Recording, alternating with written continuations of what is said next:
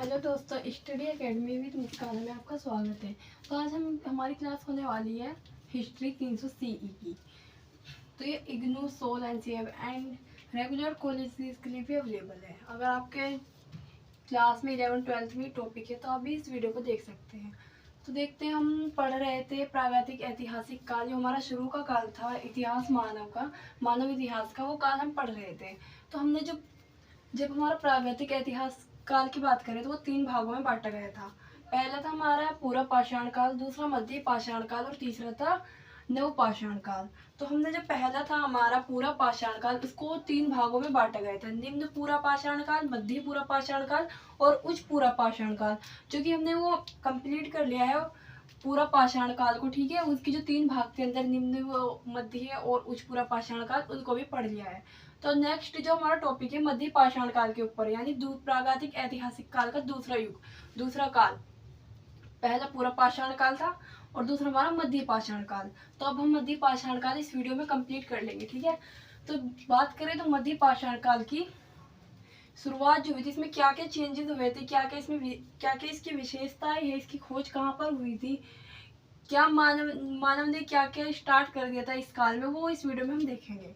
तो मध्य पाषाण काल की जो समय अवधि है वो 12,000 ईसा पूर्व से लेकर 10,000 ईसा पूर्व मानी गई है।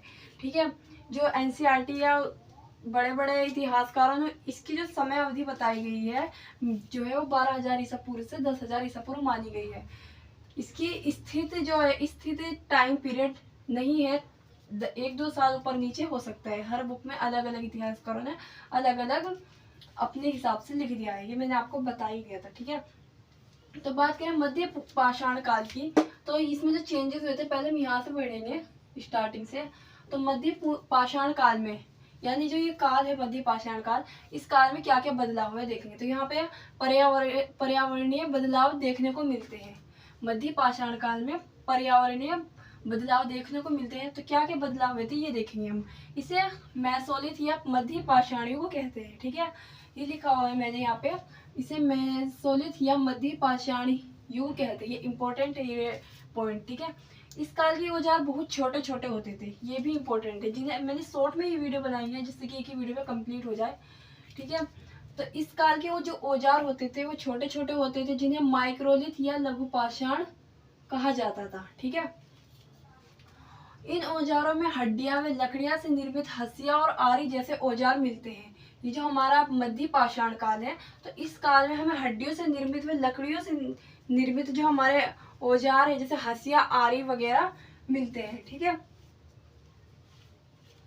और साथ ये तो हमने नव मध्य पाषाण काल का जो समय है, मतलब इसमें जो औजार बनाए गए छोटे छोटे वो तो थे ही इसमें लकड़ी और हड्डियों से निर्मित, लेकिन जो हमारे पूरा पाषाण काल के जो औजार थे वो भी इसी काल में देखने को मिलते हैं, मतलब इसी में भी, इस काल में देखने को भी वो मिलते हैं। ठीक है, तो बात करें भारत की, मतलब यहाँ से इसकी खोज कब की गई थी, किसने की गई थी, तो इसके बारे में पढ़ेंगे। ये बेसिक जानकारी थी, ये पता होनी चाहिए, तभी आगे टॉपिक सब समझ में आएगा, तो इसलिए मैंने पहले वो बताया।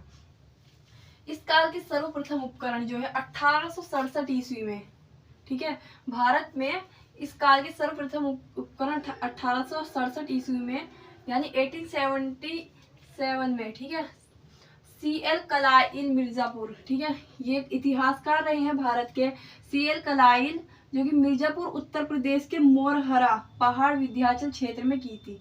उत्तर प्रदेश में मिर्जापुर जगह है। ठीक है, मिर्जापुर में एक मोहरा पहाड़ विंध्याचल एक क्षेत्र होगा पहले कभी, जो अब वर्तमान में होगा। ठीक है, इस नाम से होगा वर्तमान में। तो वहाँ इस क्षेत्र में इन्होंने उत्खनन किया था, यानी खोज की थी या उसका उत्खनन किया था। ठीक है, तो यहाँ से जो औजार मिले हैं उनको किन पत्थरों से बनाया गया था, तो यहाँ पे लिखा है।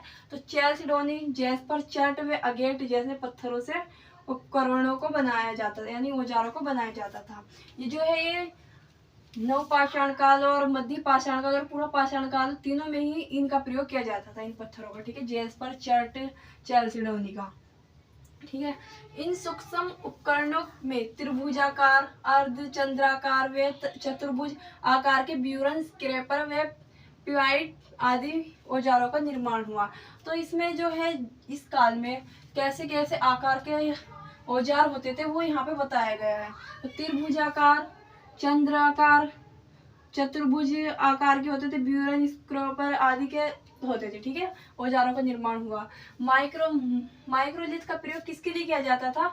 जो छोटे औजार होते थे, ज्यादा बड़े नहीं होते, हसिया हो गया, छुरी हो गई, हमारी चाकू हो गई, ज्यादा बड़े औजार नहीं होते, तो इनके बनाने के लिए किया जाता था इनका इसका प्रयोग माइक्रोलिथ का। ठीक है, ये जो हमारा पाषाण, मध्य पाषाण काल का जो समय है, ये क्रांतिकारी यानी तकनीकी क्रांति का समय रहा है। यहाँ पे तकनीकें आ गई थी, तकनीक की शुरुआत हो गई थी इस काल में। ठीक है, जैसे कि औजारों के देख ही सकते हैं कैसे कैसे औजार यहाँ पे बनाए जाने लगे।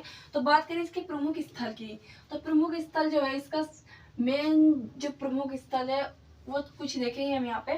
तो बागौर राजस्थान के में भीलवाड़ा जिला है एक, तो वहाँ पे इसकी खोज 1968 से 1970 ईस्वी तक वीएन मिश्र ने उत्खनन करवाया था। ठीक है, तो बागौर राजस्थान भीलवाड़ा का एक जिला है। 1968 से 1970 के ईस्वी तक वीएन, इनका नाम याद रखना, इतिहासकार रहे हैं। ठीक है, वीएन मिश्र ने उत्खनन करवाया है। ठीक है, बागौर बनास की सहायक कोठरी नदी के किनारे स्थित था। क्या था? बागौर जो है हमारा वो बनास की सहायक कोठरी नदी के किनारे वो स्थित था।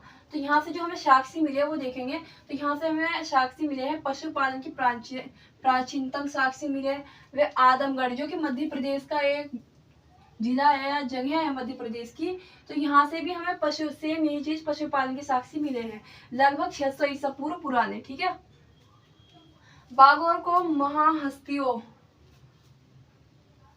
ठीक है, महाहस्तियों का टीला भी कहा जाता है। क्योंकि यहाँ से इसको टीला क्यों कहा जाता है? क्योंकि यहाँ से मानव के कंकाल के गले में जो पत्थर व हड्डियों से निर्मित गुरियों की माला मिली है, तो इसलिए यहाँ इसको महान हस्तियों का टीला भी कहा जाता है। ठीक है, अब बात करें हमारा दूसरा जो है स्थल है, इसका प्रमुख स्थल सराय नहराय। ठीक है, ये एक जगह है, और एवं महदहा, ये भी एक जगह है, खोगुर झील के किनारे ये स्थित है महदहा। ठीक है, ये हम ज़्यादा डिटेल में नहीं पढ़ेंगे क्योंकि वीडियो फिर लंबी हो जाएगी, फिर हमारा सिलेबस जो है वो भी कंप्लीट नहीं हो पाएगा इस वजह से। ठीक है, अब बात करें भीमबेटका की गुफाओं की, तो पूरा पाषाण काल में भी थी और इसमें भी प्रचलित है, मतलब इसमें भी इस काल के भी साक्ष्य यहाँ से मिले हैं भीमबेटका की गुफा से, मध्य प्रदेश में जो कि। तो तमिलनाडु में बालू के टीले मिले हैं। ठीक है, तमिलनाडु में। अब बात करते हैं इसके मानव जीवन की, आखिर मध्य पाषाण काल के मानव जीवन क्या था? तो पूरा पाषाण काल में हमने पढ़ा था, उसका जीवन थोड़ा अलग था। ठीक है, तो इसमें थोड़ा चेंजेस आए होंगे, तो इनका जीवन थोड़ा अलग होगा। तो मध्य पाषाण काल की मानव सभ्यता व संस्कृति अखेटक संग्रह जीवन शैली रही है। ठीक है, तो जो हमारा वो पूरा पाषाण काल में था हमारा, तो उसमें ज्यादातर मांसाहारी लोग मिले हैं। ठीक है, कच्चा मांस खाते थे। लेकिन जो हमारा चेंज हुआ है मध्य पाषाण काल में, इसमें मानव मांसाहारी और शाकाहारी दोनों प्रकार का सेवन करते थे। ठीक है, दोनों ही प्रकार के यहाँ से मानव मिलते हैं, जैसे मांसाहारी और शाकाहारी। ठीक है, इस काल के शवों को दफनाए जाने की रीत थी। इस काल में जो है ये भी चेंजेस हो गए कि जो मनुष्य का जो शव होता है मर जाने के बाद उसको दफनाया जाता था। ठीक है, इस काल में धनुष, बाढ़, लकड़ी की डोगरी भी होती थी, मतलब इस काल में धनुष का प्रयोग, बाण, लकड़ी की डोरी भी होती थी। ठीक है, तो ये इसकी प्रमुख विशेषताएं थी मध्य पाषाण काल की। और इसमें जो है एक मेन पॉइंट आता है हमारा ये कि इसमें जानवर सबसे पहले पाला गया था मध्य पाषाण काल में। ठीक है, तो वो कौन सा जानवर था? तो हमारा कुत्ता था, जो कि मनुष्य द्वारा सबसे पहले वो कुत्ता को जो है पालतू बनाया गया था। ठीक है, तो इस काल में पशुपालन भी स्टार्ट हो गया था हमारा, तो कुत्ता सबसे पहले यानी प्रमुख था इस काल का। ठीक है, अब बात करें आग की खोज की। आग की खोज तो हो गई थी हमारी पूरा पाषाण काल में ही, पूरा पाषाण काल में इसकी खोज हो गई थी। लेकिन जो पूरा पाषाण के लोग थे ना, वो आग का प्रयोग करना नहीं जानते थे। ठीक है, के लोग आग का प्रयोग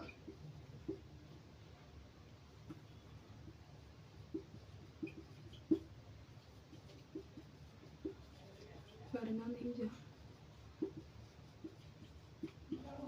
ठीक है, जो आग की खोज हुई थी हमारे पूरा पाषाण काल में ही हो गई थी।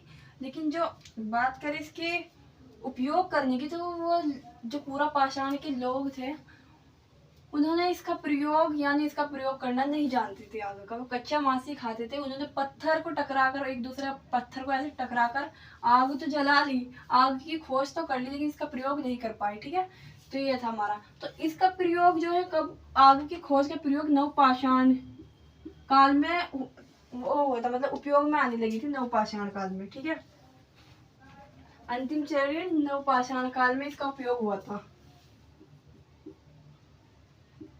काल में उपयोग। ठीक है,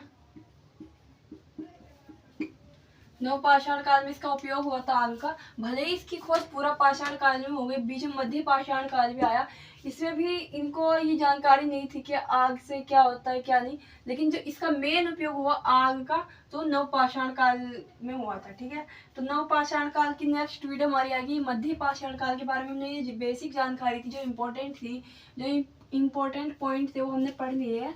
एग्जाम में इतना ही काफ़ी लिखने लायक मध्य पाषाण काल के बारे में। ठीक है, और अच्छे से आपको पढ़ना है तो मेरा व्हाट्सअप चैनल है स्टडी अकेडमी विद मुस्कान, वहाँ से आप नोट्स डाउनलोड कर सकते हैं। ठीक है, और इंस्टा आईडी भी मेरी यही है, आप मुझसे कुछ पूछना हो तो मुझे उस पर मैसेज कर सकते हैं। ठीक है, और वीडियो को शेयर, लाइक एंड चैनल को सब्सक्राइब जरूर कर लेना, और मुझे कमेंट में ज़रूर बताइएगा कि जो मैं पढ़ा रही हूँ आप लोगों को समझ में आ रहा है कि नहीं। तो नेक्स्ट वीडियो हमारी मध्य पाषाण काल के बाद जो नव पाषाण काल है उस पर बनेगी। ठीक है।